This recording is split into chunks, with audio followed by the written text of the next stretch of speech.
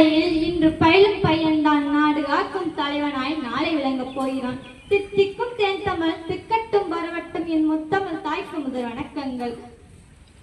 எதிர்காலம் பேக்குளத்தில் எதிர்நீச்சல் போட்டு நித்தம் நான் எழுதிட பேசிட பேதனை பொருந்திட. ஆசிரியர் பெருமக்களே, வருங்கால தூண்களே, எதிர்காலம் நீங்களே, என் அன்பினிய மாணவ செல்வங்களே, உங்கள் அனைவருக்கும் என் முதற்கண் வணக்கங்களாகட்டும் என்று சொல்லி தலைப்பிற்கு நுழைகிறேன். தாருங்கள் தங்கள் காதுகளை. என் 79வது சுதந்திர தின நல்வாழ்த்துக்கள். பாரத நாடு பழம்பெரும் நாடு, நீரதன் புதல்வர் இந்நினைவு அகற்றாது என்னும் பாரதியின் வாக்கிற்கிணங்க சுதந்திரம் என்பது சும்மா கிடைக்கவில்லை. ஒவ்வொரு தலைவரின் ரத்தம் சிந்தப்பட்டு வாங்கப்பட்டு தான் சுதந்திரம். இன்று நாம் சுதந்திரமாக பேச நடக்க நாம் விடும் மூச்சு காற்ற அனைத்திற்கும் காரணம் நம் அரும்பெரும் தலைவர்கள் தான்.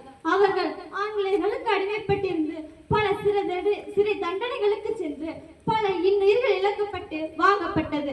அப்படிப்பட்ட சுதந்திரத்தை நல்ல முறையில் பாதுகாத்து வர வேண்டும். நீடு துயில் நீக்க பாடி வந்த நிலா முண்டாசு கவிஞன் என்று அழைக்கப்படும் நம் பாரதி அவர்கள் தம் பாடல்களின் மூலம் சுதந்திரத்தை பெற்று தந்தார்.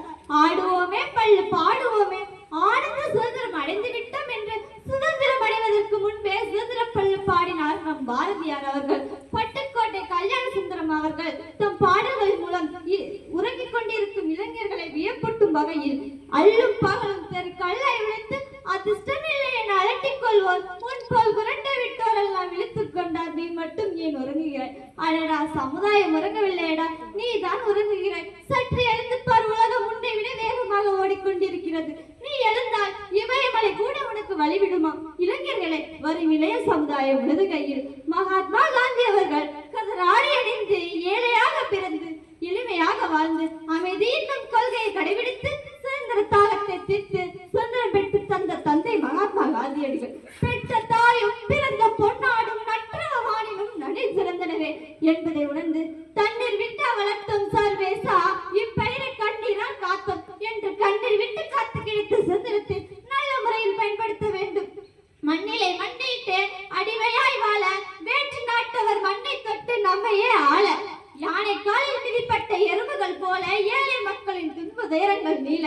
அஞ்சா நெஞ்சமும் அடிபடியாது கொஞ்சமும் ஒற்றுமை என்னும் வாளெடுத்து போராட்டம் என்னும் போர் தொடுத்து விடுதலை என்ற முழக்கம் பிறந்து அகிம்சை வழியில் சிறந்து பெறப்பட்டது சுதந்திரம் என்னும் மருந்து. சாதி மத வேறுபாடு ஒழித்து பாரத தாயின் பாதம் பணிந்து ஒற்றுமையில் நீ உயர்ந்து தேசிய கொடியை நீ உயர்த்து பெற்ற சுதந்திரத்தை பேணி காத்திடுவோம், இந்தியர் என்றே பெருமை கொள்வோம்.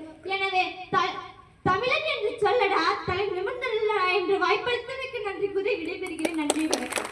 தமிழ் உரை ஆற்றிய மாணவர்கள் வீரர்கள் நெஞ்சார்ந்த நன்றியை தெரிவித்துக் கொள்கிறோம்.